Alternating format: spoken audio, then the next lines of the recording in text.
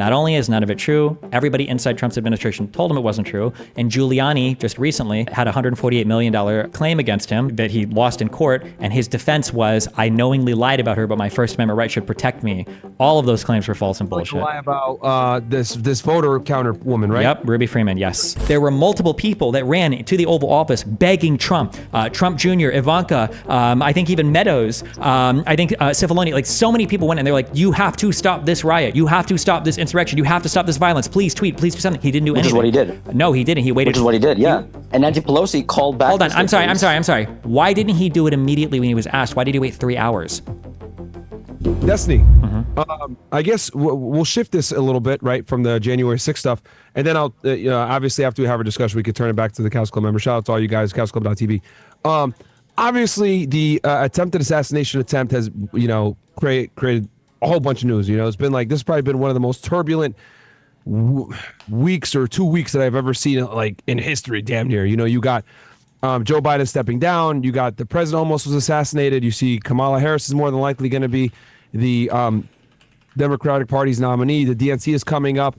You have just so much crap going on, right? The congressional hearings right now with the FBI. I know the FBI director went ahead and testified yesterday. I was reacting to it, and then before him was the state police from Pennsylvania, and then before him was Kimberly Cheadle, who resigned from the Secret Service director. Things have been going crazy. Obviously, you were going viral on Twitter for having some contrarian views. I'll say it. I'll just put it that way. Okay. What are your views on what's your thoughts on everything, bro? How are you doing? How are you holding up? Obviously, I know some people had said some things about you that I'm not going to repeat here. We don't have to disagree on everything to still get along. But yeah, bro, what's your just thoughts on everything? There's been a bunch of crazy shit going on. There's a bunch of crazy shit. It's the U.S. news cycle. Every couple days, something happens that resets like everything else. Like it feels like right now, like the assassination attempt is becoming like a distant like view because of all the crazy shit that's happening recently. I don't think people even mentioned. And there's so much big news that people didn't even talk about. Like I know that Secret Service director stepped down today. We had the culmination of the Alec Baldwin case that I don't think anybody even paid attention to for like more than 5 minutes. No, that ended in a crazy fashion. Yeah. Well, what ended up, because I've been following the assassination closely. Like that's a good point because even myself, I didn't follow the Baldwin thing. I guess to his benefit, the assassination attempt happened, and then you had the RNC and stuff, and like that's just what plagued the news. Like no one gave a shit about the Baldwin trial. What ended up happening with him? Did he get acquitted or what happened? I think it was a Brady violation from the prosecution. They had some they had some evidence that was turned over to them that they probably should have made available to the defense, and they didn't. And the defense wanted to question them about it, and the DA, the prosecutor, she decided to take the stand because she wanted to defend their conduct. And then after she did it, she got cross-examined, or no, it wouldn't be cross-examined. She just got questioned, and it was a disaster. Yeah. Oh my God! And for those that are unaware, like if you got Brady violations in your investigation or your case, kiss your case goodbye, man. Whenever you don't comply with discovery, that creates like really big issues. I mean, you could get disbarred for that shit, guys. Yeah. And then the case was ultimately dismissed with prejudice, so they can't bring it back. It's like done now. Yeah, it was pretty wacky. Yeah. Holy shit! He got the OJ treatment pretty much. Yeah, I guess. Yeah. Everybody walked away. Yeah. Holy crap. That's literally just like the OJ case, with Furman and everything else that happened where he was able to walk because, just sloppy handling of evidence. And in this case, you got sloppy prosecutorial, people. So that fucks it up. What about what are your thoughts on the assassination, bro? There's a lot of speculation that there was a second shooter involved. A lot of people don't believe as though Crooks acted alone. Obviously this, you look at JFK, Oswald, people don't believe that narrative either. What's your thoughts on that? Did you think I don't see any evidence that there was any broader conspiracy involved. I think that if anybody really was trying to do a conspiracy to get Trump, I don't think it would have been some 20-year-old retarded dipshit that's prone on a roof 100 yards away that misses those shots. But people will now where conservatives have put us in the media landscape, literally nothing will ever happen again that doesn't have a conspiracy behind it, whether that means space lasers causing fires in Hawaii or bioweapons labs in Ukraine or whatever the else anywhere else. Like, yeah, every single thing is going to be something or a coup in the DNC or yeah. Yeah. For me, looking at the evidence, to me, it looks right now, and of course my mind is open to be changed. But right now, it just strikes me as a single shooter. The FBI testified yesterday that right now looks like a single shooter. And for those that are wondering, oh, it's a cover-up, it's a cover-up. Guys, trust me, with a case that has this type of media coverage, the FBI would love nothing more than to be able to say, we identified co-conspirators and we're going to go make an arrest. Like, that actually helps them. It doesn't benefit them to say it's a solo shooter. So, because at the end of the day, these federal law enforcement agencies do want status, they do want recognition, they do want praise, and most importantly, that leads to funding from Capitol Hill. So a lot of times they want to be able to say we did X, Y, Z, do the press release, and walk the perp, etc. So I think that in itself defeats a lot of these insider conspiracy theories, whatever. Am I skeptical about official narratives like Oswald, etc.? Do I believe the Warren Commission? Fuck no, I think that's bullshit too. But in this case, I just haven't seen like damning evidence yet that there was a second shooter. And for those that are saying, oh well, why did Crooks miss? He obviously knows how to use an AR-15. He had done some practice.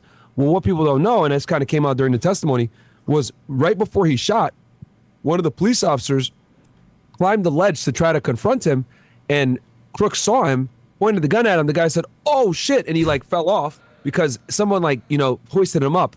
So he hoists him up, gives him a boost. Guys gets his head over the roof, sees Crooks. Crooks sees him. He points his rifle. The guy's like, oh shit. He just literally drops off and hurts himself. And seconds after that, Crooks starts taking the shots at Trump. And mind you, there was people yelling, he's on the roof. He's got a gun. He's got a gun. So, you could only imagine the amount of adrenaline that this guy has, because he didn't anticipate that people would find him so quickly. So he whiffed a bunch of the shots. Sure. Which makes sense. But yeah, it's just wild that he was able to get in that position. He flew a drone. He had explosives in his vehicle, which I could see why people think that there was someone else, because it's like, how does this fucking 20-year-old that doesn't have knowledge on making bombs, presumably because they haven't found anything on his devices, do this alone? So that's kind of where I think, whenever there's questions that are being asked like this, people are always going to assume that there's more people. It flourishes, it allows the conspiracy theories to flourish. Sure. What do you think? Yeah, I mean, I agree, but everybody's going to conspiracy theory everything. Literally any piece of evidence could have been released and people would have just said the opposite. If he had conversations with his friends saying I'm going to go and get, Donald Trump on my own, people would be saying, well, why didn't the friends say anything about it? Why didn't they turn him in? It's because they were in on it. This was a conspiracy. Or, if he would have, not said anything to anybody, but was talking about going somewhere else. People will always insert. If you have a conspiracy in mind, you can take any collection of facts and make them fit anything. So if there's smoking gun evidence that comes out, then I would say oh, okay, yeah, maybe there's some crazy shit here, or even anything that points in that direction, but there's not. So, I mean, why the fuck would I assume otherwise, yeah. What do you think about Cheeto stepping down as a director of Secret Service? I don't know enough about the operational procedures or the management structure of the Secret Service. It seems to me that it's so funny because I don't know if you've ever thought about this, but I've always thought when I'm watching movies or when I'm looking at the president making a speech, I'm like, damn, how do they secure entire cities? Couldn't anybody from a fucking random window shoot at this president, dude? That seems crazy. And has it That's maybe the reason why they don't do they try not to do inner city meetups in public. Yeah, I've heard somebody say that, but I don't know if it was I don't know if that's real or if it was just a Trump hater headline. But I think somebody had said that the Secret Service had been telling Trump hey, we can't do events outside. It's not good. And Trump was like, I like outside. It's fun. I don't know if that's true or not, but yeah, I guess it's kind of crazy. I mean, realistically, I don't. That's true. Is that Trump doesn't like the nuance of people. He doesn't like the image that people can't come up to him and shake his hand. Of course, yeah. He wants to be able to interact with the people. So he tries to keep Secret Service fairly far away from him. That's why they weren't as quick to respond to him, because he purposely tells them, hey, he doesn't want to give the image that he's weak. So sure. Which I understand. But yeah, continue on. Sorry, you were saying? No, yeah, I mean, yeah, I agree with you. I just I haven't dug into this that much because I haven't heard any crazy smoking gun things. But I guess the weirdest thing to me is, I don't know, is it true if you've watched this? Is it true that the Secret Service marksman had him sighted for minutes before he actually shot? That's what they're saying. We don't really know yet. When they brought Cheeto on, she didn't really give concrete answers to that. Mm-hmm. And some people didn't like that I said this, but I told people Cheeto isn't the person you want to bring on if you want to get questions answered, because the issue is, and I'll go through this very quickly, is that when you're going to subpoena people to come in and answer questions, the director is probably one of the worst people that you can bring in. While that might be true, the one problem that I had, and I understand they're congressional hearings, so it's all for show and media or whatever, but show what? Yeah, but they asked her over and over again who would be responsible. Now maybe she doesn't want to throw anybody under the bus, But Yeah. she was very evasive, right? Where she was saying like, oh, well, there's a lot of people in charge and there's multiple like layers to these operations. But like, unless the Secret Service literally operates differently than every single thing I've ever seen in my life, and I mean, you can tell me, you work for a federal body, like for any operation, for any given thing, there's always going to be ultimately one person who's accountable. Otherwise, how the can anybody make any final decisions, or how, who do you talk to when things are fucked up? Like there should be somebody that you can go to who ultimately signs off on things, even if it is just like a rubber stamping, like they don't actually go over it. There should be somebody at the end of the day who's responsible. And the fact that nobody was ever named, I think, but maybe she just didn't want to throw someone under the bus, or maybe people just weren't being diligent enough. There's a multitude of reasons why. Like she didn't want to throw people under the bus, etc. That's one thing, right? Which I will commend her for that. But the problem with the director, and I'll speak for your audience that might not be familiar with me, guys. I was a special agent with Homeland Security Investigations for 7 years, 3 years as an intern, so I'm very familiar with how Secret Service works. I've done Secret Service details before, etc. I know how the agency in and out. So with all that said, the director of any federal law enforcement agency typically is more of a politician than a law enforcement officer. These guys sometimes aren't even agents. They're like, like for example, Ray, the director of the FBI, was an AUSA. He never carried a badge and a gun in his life or did an investigation, but he's director of the FBI. And it's a political position. You're going out politicking with people. You're the face of the agency. You're going around shaking hands, kissing babies, etc. A lot of the times you don't know what's going on the ground. Now, why do I say this? I say that because directors they're like 10 chains above the people on the ground that actually are going to have the intimate knowledge that these, hearings require. So the real person that they should have subpoenaed, they should have subpoenaed a few people. And I did a whole tweet about this, but I'll summarize it quickly. For the criminal investigation, you need to subpoena the FBI, and more accurately so, you need to subpoena the case agent from the FBI Pittsburgh office, because he's the one that's running the actual investigation and making the decisions and dealing with the AUSAs. And then you could go ahead and bring his special agent in charge. Those two individuals are going to answer every single question that you have on the criminal investigation, because they're the ones actually on the ground doing it. That's for the criminal investigation. Sure. Now, although I will say real quick on that, though, people have a really hard time understanding this. It is possible, especially in law enforcement, that you can fuck up your job really like hardcore and be, completely fucked for and get fired or whatever. That doesn't necessarily mean there was criminal wrongdoing, right? Like it could be that somebody fucked up really bad. Now, if you fuck up really bad, if you can show like some type of, I don't know what the particular statute would be here, but some type of like gross negligence or something, then maybe you could get like up to a criminal charge. But it is possible. It's not inconceivable that somebody could have had the responsibility of clearing that roof, and for a variety of like reasons, they just didn't. They were lazy. They saw something fucked up, and that comes out to be proven. But it doesn't mean there's necessarily a criminal charge, because the person wasn't like criminally liable for what happened. Yeah, of course.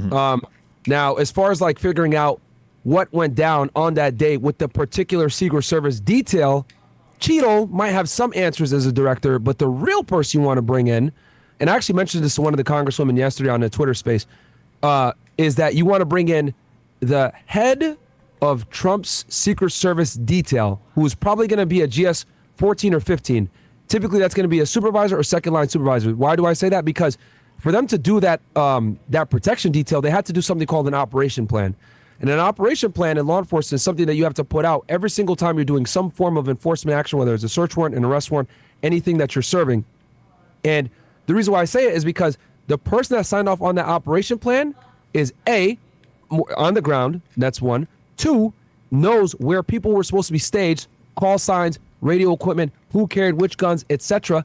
And he will be able to specifically identify down to the name who was supposed to be at that building and where they're supposed to be located. So they asked a lot of really detailed questions that, Cheeto might not necessarily know because she's too high up, right? Now, of course, people say to me, well, Myron, she could have went ahead and spoken with these people and got these answers. Yeah, that's true, but nothing is as good from getting it from the source, because anytime you answer a question, what comes next? They want a more specific answer on the follow-up, and she's not going to be able to provide that. So what they should have done was brought in the supervisors that were on the scene that day, because, I know the Secret Service blame the local cops, but at the end of the day, it's on Secret Service because they're the ones that use the local cops and other agencies to augment their security details. Yeah, but while that's true, there's no shot that hearing would ever happen in a public forum where you're like talking about very specific details for how the Secret Service does like security procedures. That would always be closed hearing, right? No, yeah, but at least they would be able to get the answers that they want. But again, I genuinely believe that bringing Cheeto in was just a dog and pony show and clip farming. Like if you look, Some of the people were super rude to her for no reason, saying she's bullshitting, blah, blah, blah, all this, which I get it. There's outrage and you needed a whipping boy. But she's not going to have the answers. And then the other thing they asked her too, which I thought was very interesting, they asked her about a lot of internal matters as far as like people being fired, etc. Well, she's not going to be the right person to ask, because if you want to go ahead and get into that type of stuff, like what you were talking about before, gross negligence, all these things, well, some of these things are administrative violations, and then some of these things could potentially even rise to criminal.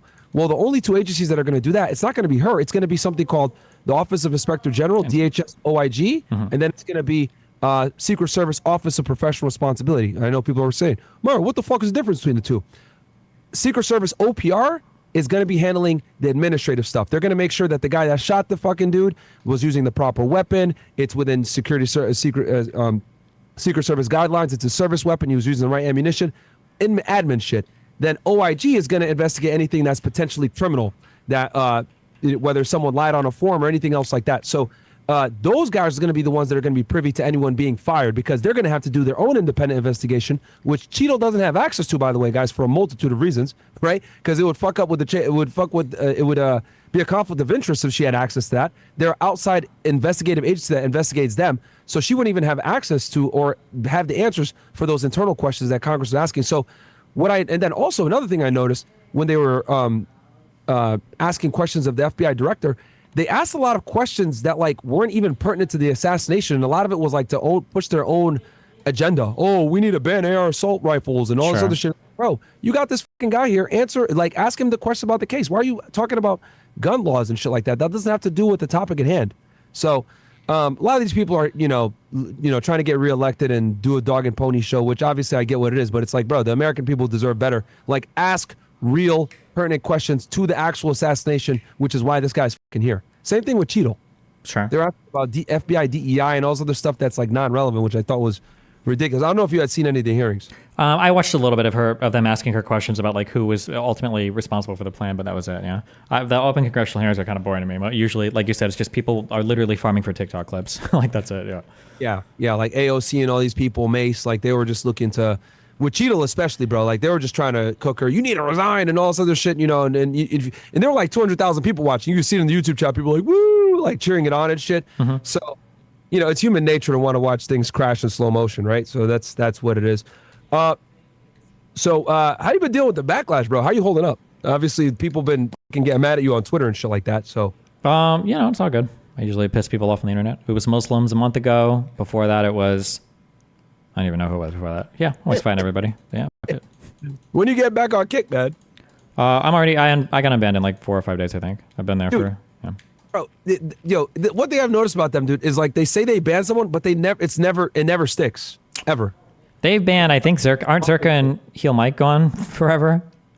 I don't know. Are they back? Well, I don't know. Maybe someone could double check, but like, dude, it's like every other week they're banning like Neon or Jack Doherty or one of these guys, then they're back like within a few days. Sure. I mean, Twitch does it too with streamers who get banned like 20 times for sexual outfits and shit. So yeah, Yeah, I'm happy Twitch let, I know you and Sneeko don't get along, but like they let Sneeko back on, which I was stoked for. Like I didn't realize that you can come back on Twitch even after you've been banned. Like do they have some kind of policy or something like that?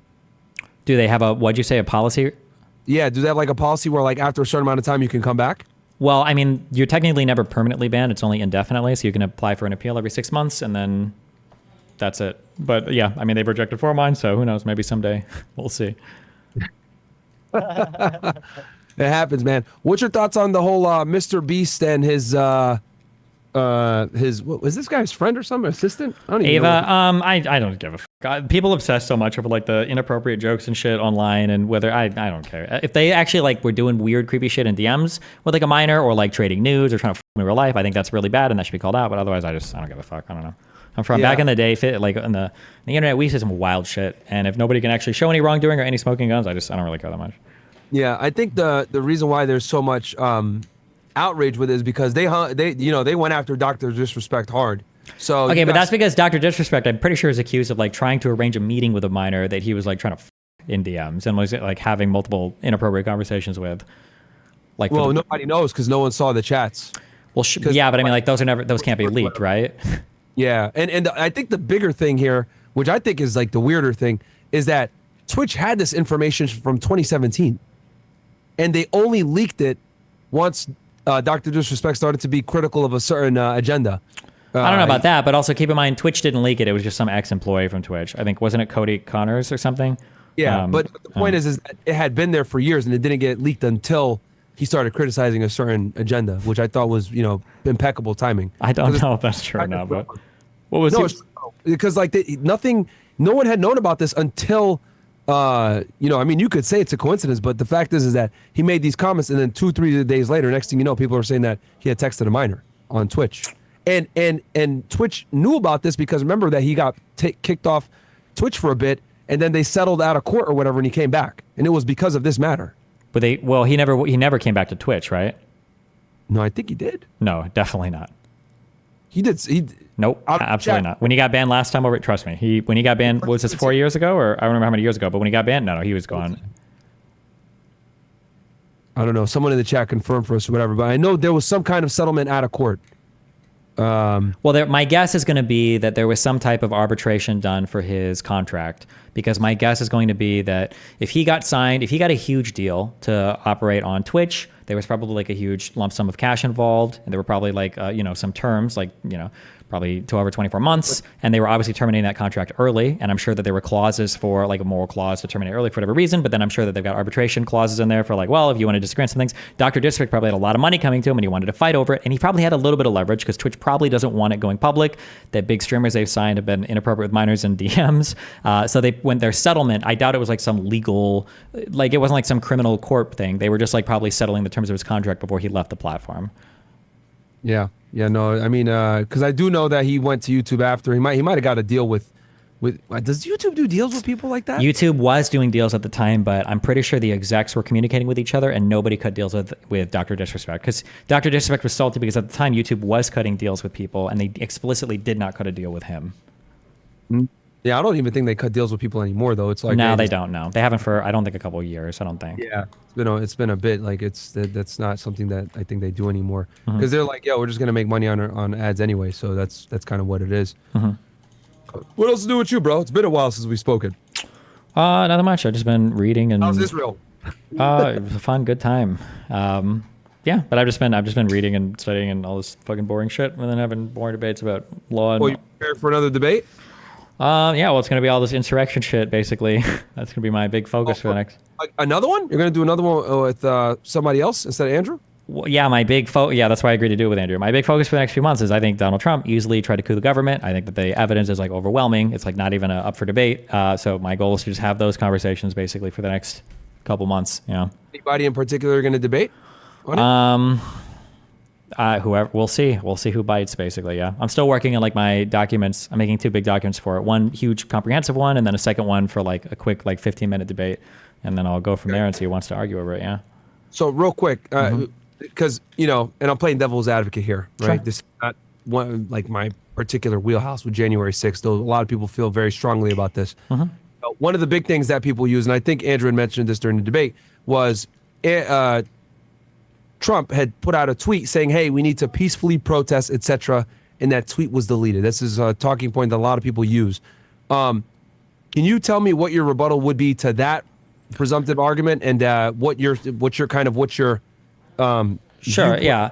So go ahead. Without diving into the details of everything, basically there was a pretty long-term plot from right before the election to after, right to up to January 6th, where Donald Trump was trying to find a way to hold on to power. So after they lost the election, he knew prior to the election that the votes were probably going to turn over at night. So he tried to end the election like the night of. That's why he said stop the count. That's why he was saying we've won. That's why Pence came on afterwards and said we're going to wait till all the votes are counted against Donald Trump. He was upset about that. Stop the count, what, like a day before, you saying? Donald Trump didn't want the mail-in ballots to be counted because he knew that those were heavily going to skew democratically. Everybody knew this, and his own people were telling him this.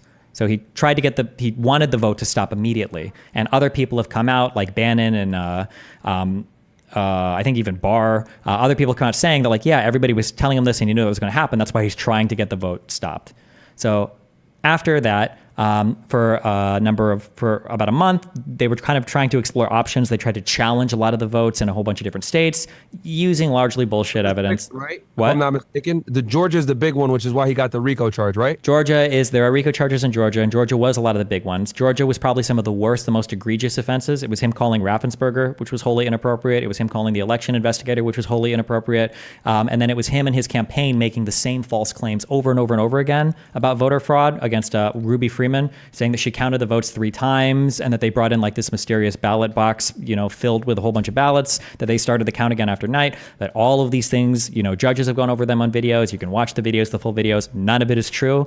Not only is none of it true, everybody inside Trump's administration told him it wasn't true. And Giuliani just recently had a $148 million claim against him that was settled in court, or I'm sorry, that he lost in court. And his defense was, I knowingly lied about her, but my First Amendment right should protect me in telling a lie about her. So all of those claims were false and bullshit. Lie about this voter counter woman, right? Yep, Ruby Freeman, yes. Ruby Friedman, okay. Yep. Every single one of those claims is a lie.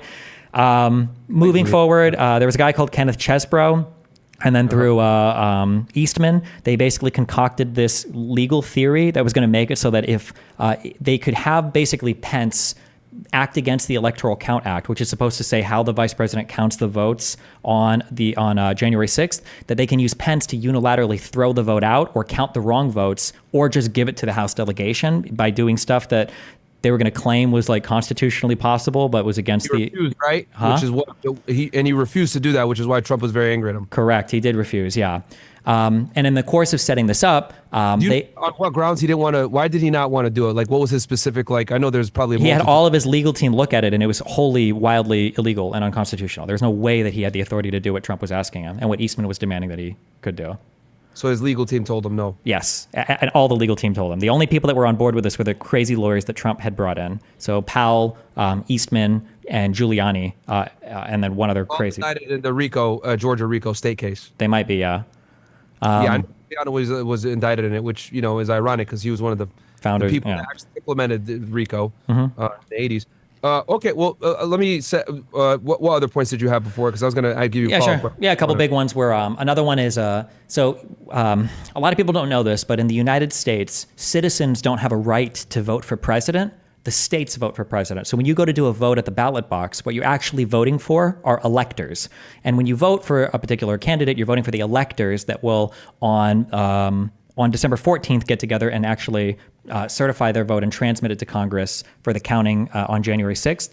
What Trump did was he got his team to run to all 7 states of the quote unquote contested, the battleground states, and have the Republican legislatures, not the legislatures, the Republican electors send in fake slates saying that, hey, well, here, we're just saying, by the way, Arizona, Nevada, New Mexico, Pennsylvania, we did vote for Donald Trump. Here's our electoral votes. He had them send all of those votes to Congress and to NARA, and the goal was on January 6th to try to pressure Mike Pence to accept those votes instead of the actual votes in order to make Trump president. Interesting. Okay. No, that's a lot of points there. Let me ask you this then. Yeah. Given the compromising situation, and just so you guys know, Council Club members that are in the Zoom, I'll come to you guys. I'm just, obviously opening up a dialogue here, and then we can definitely turn it back and bring you guys involved. Yeah. Also, just as a really quick thing, every single thing that I just said is super publicly verifiable. None of this is contested by anybody. Nobody denies any of this. Everything that I just said is super open public record stuff. Nothing here is by subpoena, super criminal investigation. All of this is very open with tons of people, mainly Republicans, that will attest to everything that I just said having happened. But yeah, okay, sorry, go ahead. All right. What I was going to say was, how do you think how do I say this? The information that recently came out on Fani Willis and, having an improper relationship with one of her attorneys, how do you think that's going to affect the prosecution? Was this in Georgia? Yeah. She's the one that literally was the main crusader in this whole RICO case, going after Trump and after going after Young Thug as well. She basically used the same RICO statutes on Trump that she did for Young Thug. I don't know enough about, I haven't dug into the relationships there to have a strong opinion on it, so I have no idea. If there's improper relationships, it's not good, and they should either recuse themselves or get fired or whatever the fuck, but I haven't dug into any of that. Yeah, there's a whole bunch of bullshit. For example, the judge on Young Thug's case actually had to recuse himself because he had a ex parte meeting that he wasn't supposed to have. without the defense present, and it caused a lot of issues. Sure. Okay. Let me get your take on this then, and then we'll go to the people. And just so you guys know, we'll stay on YouTube. We're live on all the platforms. Obviously, we got a Zoom link out on Council Club, so you guys can go ahead and join in the conversation. Sure. Also, as a quick, I've got to take off in like 5 or 10 minutes, but I can stay for a little longer. Go ahead. What's your thoughts on dismissing the National Defense Information case? This case. I think it's a tragedy for a variety of reasons, but I think that Thomas's opinion. So, is it? Because I will say this before you go into your thing. I think that's the strongest case that the government had against him, by far. Yeah, but so what happened was during the immunity case, which I think the Supreme Court gave a wild ruling there. But in the immunity case, Clarence Thomas wrote a concurring opinion where he just decided to opine on whether or not the special prosecutor was constitutional. And he just decided to write a bunch of shit saying, I actually don't think it's constitutional.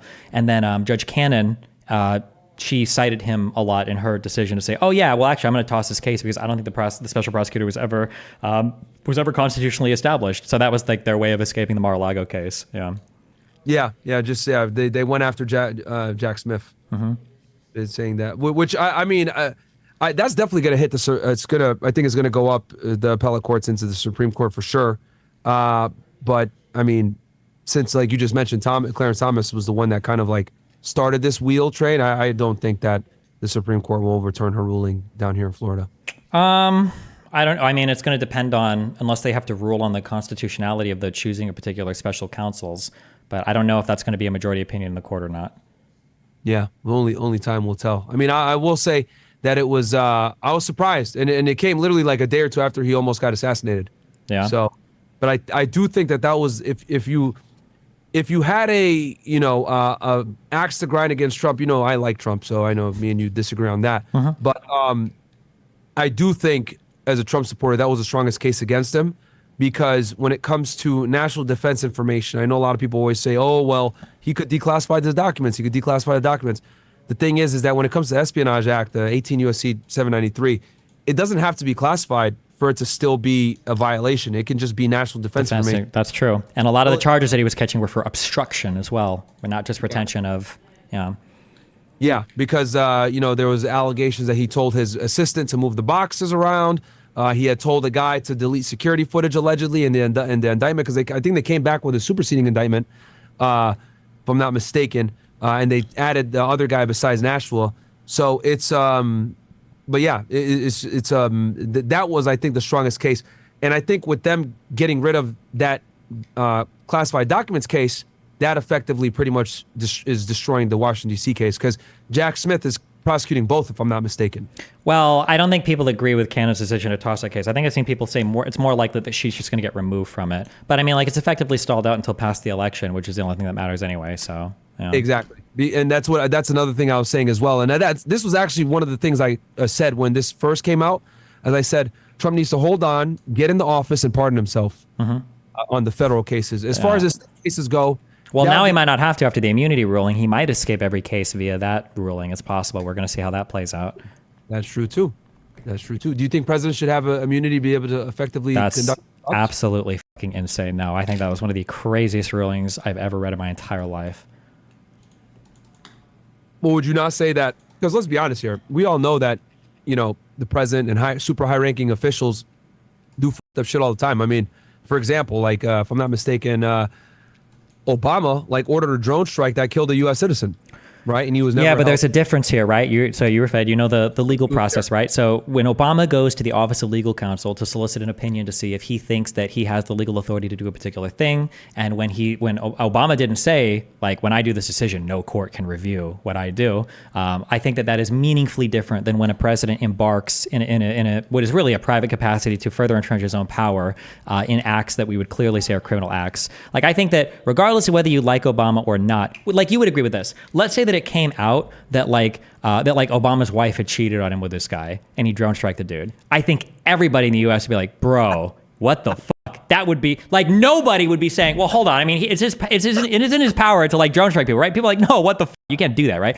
Whether or not you think that the president should have the ability to do that, he was probably operating as the commander-in-chief of the United States with ownership of these. Yeah, so I think it's a lot different than a lot of the conduct for Trump. Nobody is saying that like, well, yeah, I think that Trump was legitimately acting as the interest, of the president of the United States when he was telling his attorney generals, I need you to send out fake letters to all the states saying we found voter fraud, which is what that immunity protected him from, one of the actions that Roberts declared. So yeah, I don't know. Yeah, because basically, for the immunity clause, all they need to display is that the president was acting under some official capacity, right? And he'll be immune. Which you can make the argument, right? Like, and I know this would be a debatable thing, and you might not agree with it, but you could make the argument by him calling and saying we need to fucking figure out if this is legit election, get where these votes come from, etc. You could make the argument that that was him acting in an official capacity because he's trying to ensure that. Election integrity. Yeah, I mean, like, I would say it's not a good argument, but every court will now have to. Yes, because now the defense is immediately going to be, well, we're presumptively immune. It's the power of the president. You need to argue why intruding on this, not only do you have to make whatever argument that there's a crime here, you have to show that intruding on this won't have a negative impact on my acts in the future, that this intrusion isn't going to inhibit my ability to operate as the executive going forward, which is, Yeah, no, for sure. I'll hit some of these Castle Club people quick. I know you're short on time. Yeah, go for it. Yeah, all right. So let's get as many people through as we can. Guys, hit us with a quick question or a comment, and then I'll move on and get as many of you guys through. Shout out to all you guys on Castle Club. Go ahead. We got Adrian. Go ahead, Adrian. Hello, can you guys hear me? Got you, man. Go ahead, hit us with what's up, guys? Just wanted to say one quick thing here. Destiny. What's up? No matter what happened, I mean, let's go back to January 6th, first of all. Mm-hmm. When you have people being let in by the Capitol Police, okay, there's video footage of this. There's cameras. We know there were bad agents in there. We don't even know who Ray Epps is. I mean, we have to take a step back and forget about your definition, Andrew's definition of insurrection. These people were let in. Trump called for a peaceful protest. Sure, it was deleted, whatever. Trump called everyone to go back to their homes. They said to leave the Capitol. Nancy Pelosi also said that the Capitol Police should stay down, even when Trump called for the Capitol Police to come in. Okay, and also, I mean, this is just ridiculous. I mean, it was not an insurrection. These people were let in, and the only person that died was the woman who was shot by the cop. There was no investigation on the cop, and I mean, what are your thoughts on that? Because I don't think it was an insurrection at all. Yeah, every single fact you brought up, I think was incorrect. So when you say that we know there were bad agents, there's no proof of that at all. When you talk about people being led around, the first people that got into the building broke into the building. For people that were being led around, it was because you had like tens of thousands of protesters and then people that were starting to pour into the building, and you had like, what was it, like fucking 100 cops or whatever? No, hold on. Like you can see cops letting them inside the building. The only people that were let, if you want, I understand. If you want to go and if you want to come on my stream, we can rewatch every single video if you want. You will lose this argument. Okay, guaranteed. The first people that got in broke into the building. There were people that were kind of like led around and guided into like some Senate chambers and bullshit afterwards. Because the guy with the bullhorn. But that's because the cops didn't have the manpower to deal with everybody. So they were just kind of like shepherding people around to places where there weren't congressmen, where there weren't lawmakers that were trying to retreat. So the first people in the building indisputably broke in. We know that. And when cops were leading people around, you can literally watch one of the videos where I think it's the black cop is going up the stairs and he looks to the left, and I think there are literally lawmakers down the hall, and he kind of like pushes a guy and goes to the right. It's because they're leading people through, which is common even in like when it comes to riots and stuff. Police will lead people down streets or down corridors to crowd them into certain areas. They just didn't have the manpower to deal with that event. When you say we know that Ray Epps was there, we know that the day before Ray Epps shouted stupid stuff, and that's on camera for sure. But there's a lot of people. Yeah, we call him a fed also. That's fine. There's no evidence of that whatsoever. There were a lot of people that were calling out for going into the Capitol and everything. Again, all the video footage is available on Rumble. You can see the day of, there are people like Nick Fuentes who very suspiciously didn't catch any public charges, really makes you wonder, who were shouting like, let's go in, whatever. You can see him on video, everybody shouting it. The day of, you do not see Ray Epps anywhere calling for violence. Every video that I've seen of Ray Epps on the day of January 6th is usually him telling people to be chill or calm down. There's only one video that shows somebody breaking down a fence, and you see Ray Epps saying, Nope. Whatever you were about to say is not true. Ray Epps is not heard saying anything. You can go find the video you want to rewatch it. I'm not interested. Hold on, wait. I'm going through all your points. You said a bunch of points. Let me respond to them, okay? I've watched all these videos on stream before in extensive detail. I read the Revolver article. I talked to the author of the article because he was in that debate with me, with Greenwald and Alex Jones, okay? You cannot hear Epps say anything about go and attack or go and do anything. You hear him whisper whisper on into a guy's ear, and then eventually somebody else comes forward and pushes over the fence. And people say he was telling them to attack, but there's no evidence of that. And all the video footage you see on January 6th is him telling people, chill out, calm down. Okay? You mentioned that Trump called for a peaceful protest with a deleted tweet. I don't know where this is. I haven't seen this before. I don't know where this deleted tweet is. I could try to pull it up for you. Yeah, if you can find it, that's great. However, while the riot was raging on, okay, while the insurrection was raging on, there were multiple people that ran to the Oval Office begging Trump, Trump Jr., Ivanka, I think even Meadows, I think Cipollone, like so many people went and they're like, you have to stop this riot. You have to stop this insurrection. You have to stop this violence. Please tweet. Please do something. He didn't do anything. Which is what he did. No, he didn't. He waited. Which is what he did, yeah. And Nancy Pelosi called back. Hold on. I'm sorry. Why didn't he do it immediately when he was asked? Why did he wait 3 hours? There is no answer to that question. It was 3 hours. No, it's not have the Capitol Police there. That's it. Wait, hold on. We're not even at. Hold on. We're not at that part yet. The ultimate authority to deploy the National Guard there, the chain of command goes all the way up to Donald Trump because this is federal property. Okay, so Donald Trump sat and he watched on TV for at least 3 hours while that protest turned into a riot, turned into an insurrection, and the only thing that him and Giuliani did was he made calls to lawmakers, many of which are reported. McCarthy, other Republicans will tell you, he made calls to lawmakers telling, hey, maybe you should delay the certification of the vote. It wasn't until 3 hours after the violence started that he finally made the tweet. Once it was winding down, saying like, okay, hey guys, I think it's time to go home. So that tweet that he did where he called people to go home, this is after hours of begging by so many different people in his White House counsel and his family were begging him to tweet. It took hours for him to do that. And then at the very end, when you said Pelosi said the Capitol Police should stay down, I think Pelosi and Mayor Bowser, I think they up when they didn't ask for more Capitol Police to be there. However, Donald Trump never there were some, there just weren't very many, and most of them were doing traffic control. The reason why they weren't there is because people were worried that Donald Trump would try to use the National Guard or military to do some weird shit, and they were really worried about that. And I think in the end, obviously that ended up not being the greatest decision, but when Donald Trump asked for 10,000 National Guardsmen to be there, that wasn't an official request put in. It was a random conversation he was having with, I think it was with Milley. He said, maybe we need 10,000 guards there to protect my people. That's all he said. There was no official request that was put in and ignored. He just kind of like floated it as a suggestion at a private conversation, and that's it. That's all the points. Yeah. Okay. You just said like 10,000 things in like times 2 speed, but let's just go over this 1 second. They had a committee, a January 6th committee, who just reviewed everything you just said. On, Adrian, we do have a lot of people waiting, bro. Adrian, we do have a lot of people waiting. All right. You know what I mean? That's fine. Go ahead. Take Harrison next. Harrison's been waiting. All right, Harrison, go ahead. And I do have the tweet here, Destiny. I'll pull it up on screen and show you. Okay.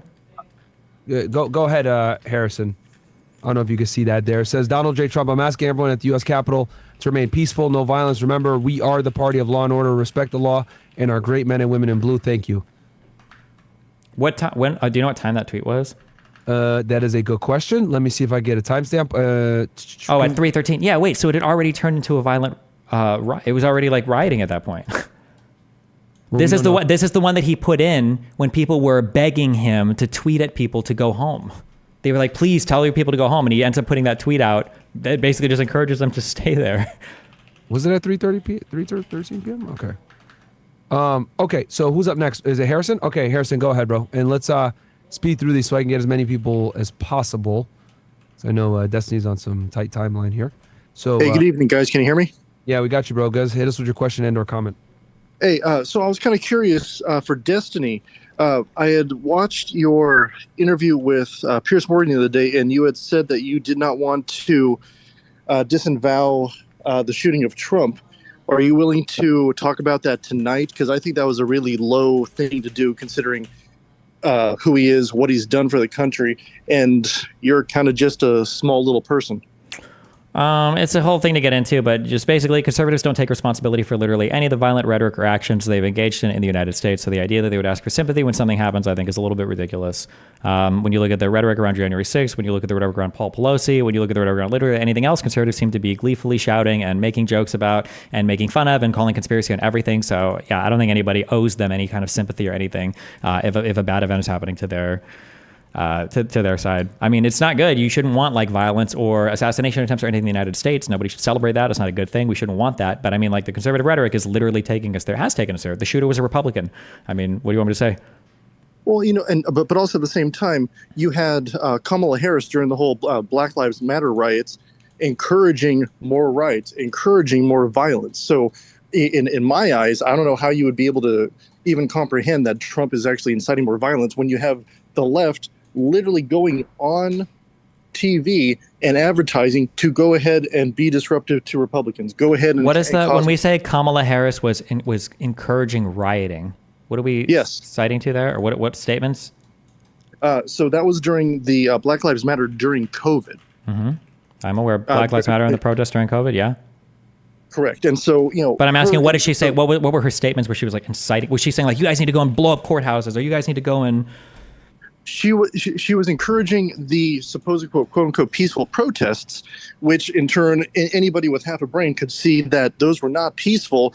And all you people do is you change the definitions of things in order to make the garbage that in all reality is evil to sound less evil, so that way you can feel good about it and actually incite it even more. The whole idea behind protesting is to do it peacefully. To change it and say that, oh, well, it's peaceful protest, when, oh, they're mostly peaceful protests, but in the end they are violent.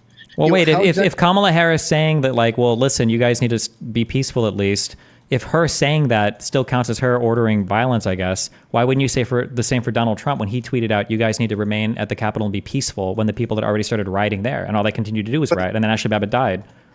But the thing is that he never did say to continue the riots. Kamala Harris incited it and actually encouraged it. Encouraged rioting? Yes. Didn't she condemn violent protests? No, she didn't. Anywhere.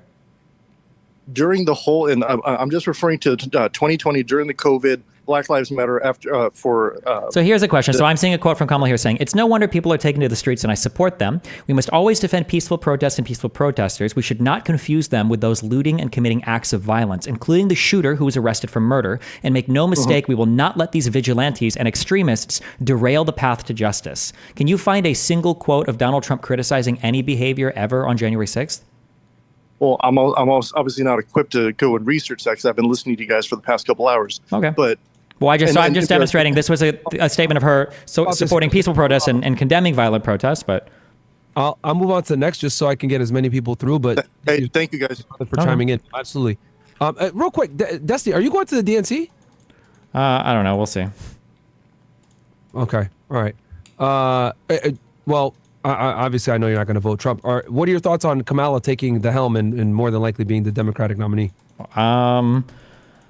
We'll see how it works in a couple weeks. So far, it's gone better than I expected it to. But I think that conservatives are having an issue, not to sound like a woke tard or whatever, and conservatives don't have to listen to me, but I think that conservatives are making a huge strategic error right now and being like so fucking unhinged in their racism and sexism against Kamala. I think that they need to stick to way different kinds of attacks, and they're going like mega unhinged right now, and it's probably going to hurt them if they continue it. But so in that way, I guess Kamala was a good choice on my end, but I guess we'll see what happens. Are you going to vote in November? Yeah, for sure. Okay. Well, I would peg you more like careful libertarian, left leaning. Well, I mean, would you agree with that assessment? Maybe. It really depends on what particular thing we're talking about. Okay. Yeah, because to me, you strike me as like more libertarian, but like on the left side. Whereas like for me, I'm kind of the opposite. I'm libertarian, but more far, people call me far right, whatever the fuck. But sure. Yeah. But okay. So you are gonna obviously you're gonna vote Kamala, I'm assuming. Or whoever the Dems put on the ticket. Hell yeah. Whoever the Dems pick up on the ticket. Fair enough. Okay. Who do we got here? We got Lewis. Go ahead, Fernando. Lewis. Yeah, Myron, I wanted to ask, what do you think about like Israel and Netanyahu having significant influence over the U.S. and like why are all the presidential candidates Zionists? Like, what's your opinion on that? Well, I will say this. I reacted to his speech yesterday, and they stood up 81 times and gave him a standing ovation. So after every sentence, they gave him an ovation. So that should tell you everything that you need to know there. What are your thoughts, Destiny? Did you watch this? I didn't, but I take it to be hugely unpopular here. Old people like Israel because Israel's like the democracy in the Middle East, and they saw Israel as like this underdog getting bullied by all these Arab countries. That's why old people in the U.S. love Israel. That's not going to change ever until they all get old and die. Love them. What?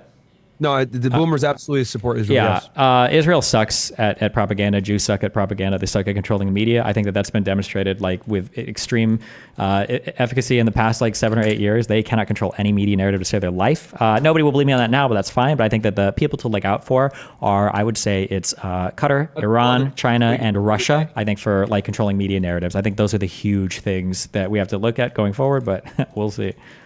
And Louis, to answer your question, bro, I genuinely don't believe that you can ever, well, maybe in the future one day, but nowadays you can't be a politician in the United States of any real consequence unless you, support AIPAC.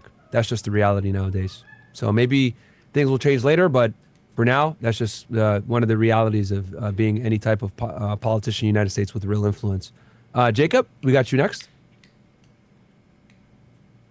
And we could definitely have a discussion on that, Destiny, which I won't even get into like with the news and stuff because we're on YouTube and obviously it's a very long conversation. I know we're short for time here, but that could be another day. Jacob, what's up, bro? Hey, what's up? I just had a quick question. I didn't get to catch the whole stream, but this is mainly for Destiny. Yeah. Did you hear about the boiling water shooting incident? The blooming water shooting incident. No, I didn't. What is that? Boiling. Oh, yeah, I watched the video on that, yeah. Okay. I was just wanting to see or hear, do you think it's justified or unjust of the police officer doing that? Okay, this is what I'll say. Okay. Fucking Christ. Yeah. Okay. Myron will support me here, okay? Keep me sane, okay? Yes, sir. Okay. When you find people that are exceptionally talented, or you find people that are in incredibly dangerous situations, the Hollywood portrayal of this is that like a really good athlete, a really smart thinker, a really good cop is somebody that has like cat-like reflexes, the aim of like James Bond, the mind of Einstein, right? That this is what it means to be like an effective law enforcement officer, secret service person, whatever the fuck. The reality is the people that are the most successful in life, this applies to every area of life too, okay? It's not the people that are able to make these like lightning fast decisions and figure out what they need to do on the fly. It's people that prepare themselves and put themselves in situations and environments where they can succeed. All right. When a police officer is dealing with I don't even want to say a suspect, but really with anybody that they're not fully comfortable with, there are reasons why cops say, "Hey, let me see your hands." Or if they're doing even a small detainment investigation, they'll say like, "Can you come and sit over here on the sidewalk? Can you just like keep your hands on your knees?" If they want, maybe they'll zip tie, maybe they'll handcuff you, like just so I can see what's going on. The reason why you do that is because you never want to be in a situation where an old lady has a boiling fucking pot of water that you send into the kitchen and is about to fucking throw it at you, and you're not like, "Well, fuck," right? At the time that the lady goes to throw the boiling pot of water, am I very critical of the cop shooting her? Not. I mean, she's close enough to do some fucking damage if she gets a whole boiling pot of water. I'm like, I'm not like at that point I kind of get it, but there's no way that it should have gotten to that point. I have no fucking idea why law enforcement would allow a lady who seems insane, and she has seemed insane up to that point. Why would they let her walk to the kitchen unaccompanied to turn off a boiling pot of water on a stove when they have no fucking idea what's going on? I think that the officers just fucked the handling of that situation up, and they put themselves in a situation where they had to make an impossible call on like shooting a lady who's got a huge pot of boiling water that she's trying to throw at this cop. And it was just, I think it was fucked in that way. So when people analyze the shooting, usually when cops make mistakes, it's not because they made the wrong split-second decision. It's usually because they weren't being careful in advance to make sure that they had the people that they needed sitting on the sidewalk, their hands cuffed in advance to control the situation, essentially. That was my feeling on it, yeah. And then Myron can agree or disagree with the general specific, yeah. I agree with some of it. I think it's a clean shoot, contrary to popular belief. I think it's a 100% clean shoot, and I'll tell you why. And I can tell you guys this from being former law enforcement, understanding use of force and using lethal force. You are not judged on 20/20 hindsight. You're judged on the facts that were visible to you when you decided to pull that trigger. So this is why, this happens all the time. A police officer will shoot someone that what they thought was a gun but it ends up being a toy gun. Why? Because they had no knowledge that it was a toy gun until after the person was shot. But they were operating. We don't judge them on 20/20 hindsight, right? What were the facts available to them when they showed up on the scene? In this case, it's important to note that they go to the house and the woman has this boiling water, and she takes the boiling water and she doesn't follow lawful commands. They're telling her, "Hey, stop! Don't grab that water! Don't throw it on us! Blah blah blah! I'll shoot you!" And she still continues to disobey the lawful orders. Then she ducks down and the officers can't see her. Now, you're in their house. You don't know what she has in one of these cupboards. You don't know if she has a weapon there, etc. So they go ahead and proceed forward to make sure they can see her hands. In law enforcement, they always teach you need to see the hands at all times. He couldn't see her hands. When he sees her, she's coming back up like this, and she's about to hurl the water on him. And on top of that, she says, "Jesus rebukes you." Well, I don't know about you guys, but anytime someone says something like "Jesus rebukes you," something's about to come your fucking way that you're probably not gonna like. Sure, So, but the issue I think with the cops handling that is if you watch the video, this lady is wacky. Like when I first saw it, I was thinking either mental health or drugs. Like what didn't sound right. And the cops, even prior to her going to the kitchen, like the thing that made me scary, and I've seen so many cop execution videos of cops getting killed. The thing I always get scared of is like, oh, this person's reaching into a bag and the cop's not paying attention. Somebody's about to die, right? Yeah. The fact that like they're just in the apartment chatting and she's like reaching over, like going through a bag and shit. I'm like, bro, why is this cop acting so comfortable on this lady that seems like fucking insane?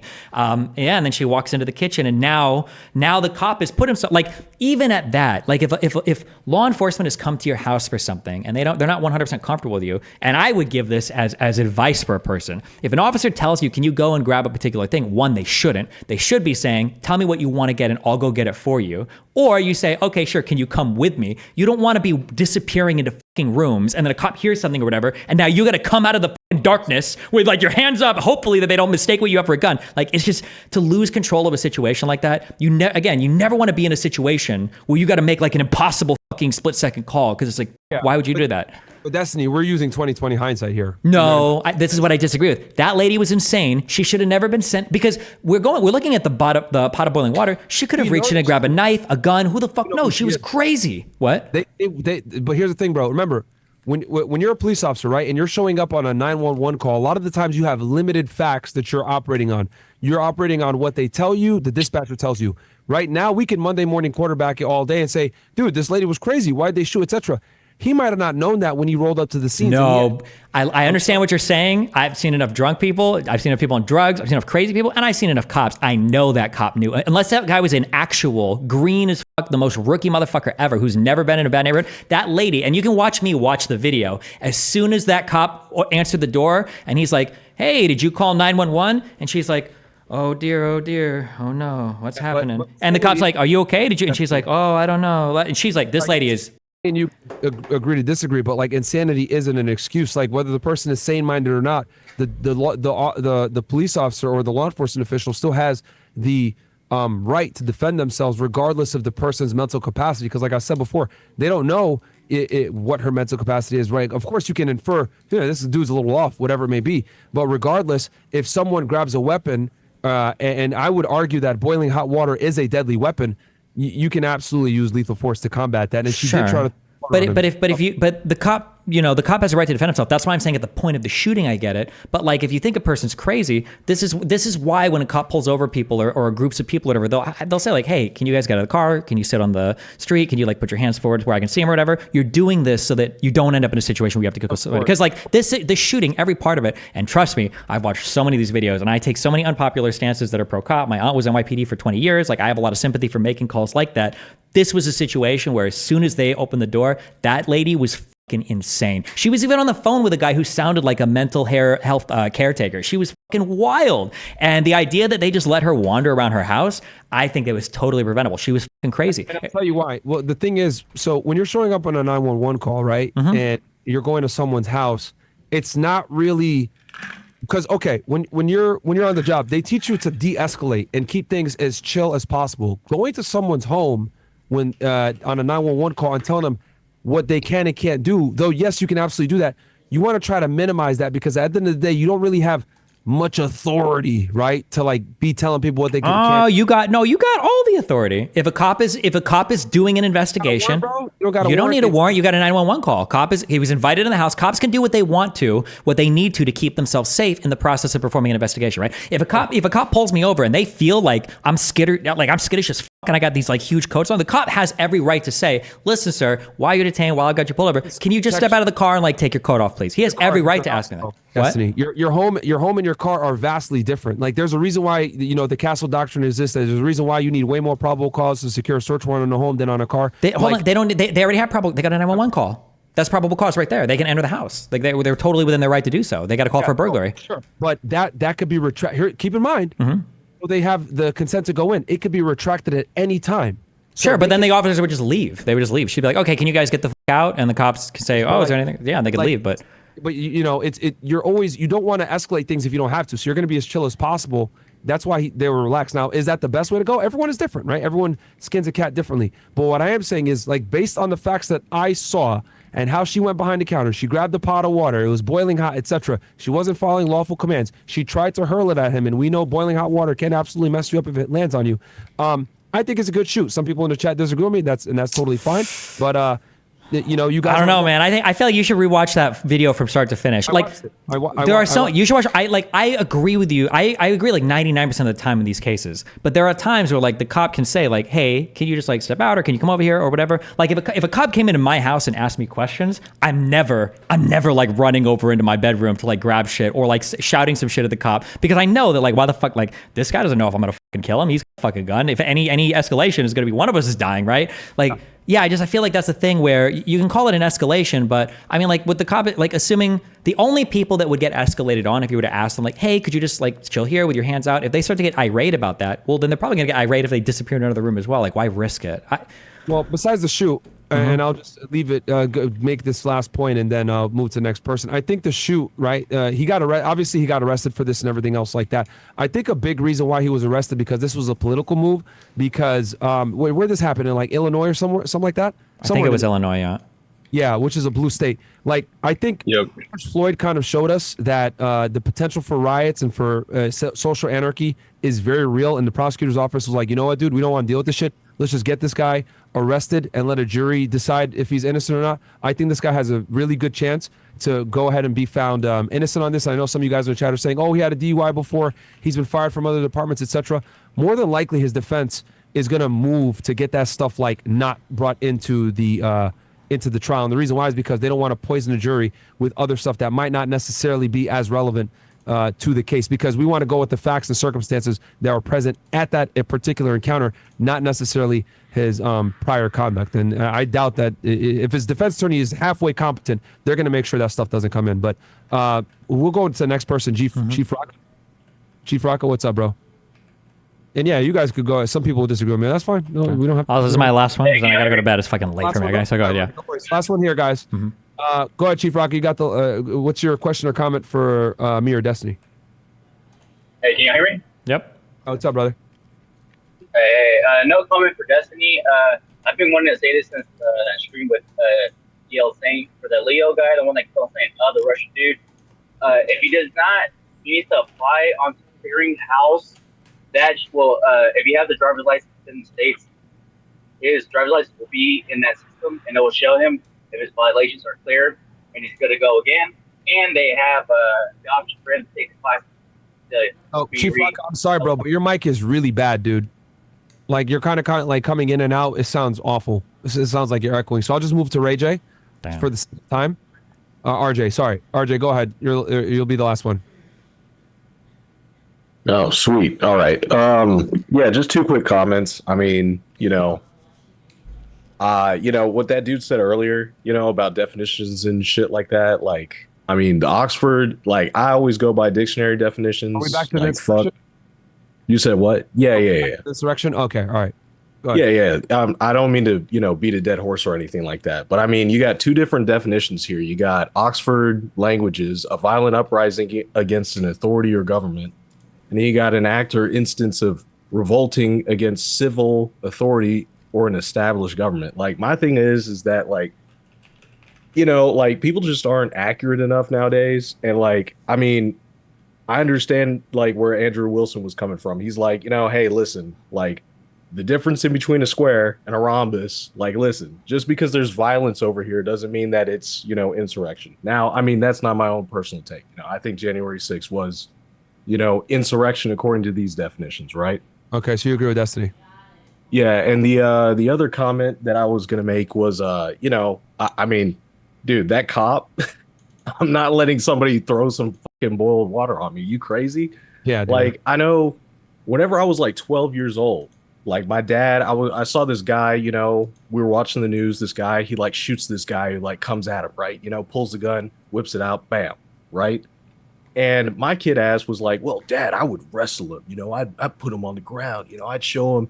And my dad was like, he just looked at me with that sideways look. He was like, dude, you have no clue what you would have done. And like, the older I get, like, the more accurate that becomes. So like, those were just the two comments I want to make. People right. just. No worries, man. Cool. Destiny, we should do this more, bro. Where we just fucking yap on current events. Because we have different viewpoints on shit, but we're obviously able to articulate our points and let the audience decide what they agree with and what they don't agree with. Yeah, sure. But, it's like, yeah, especially copper law related shit. Yeah, it's pretty interesting. yeah, So. no, we could definitely do this periodically. Give me ones in the chat if you guys would like that. You know, me and Destiny chopping it up every now and then, talking about current events and giving different perspectives on shit.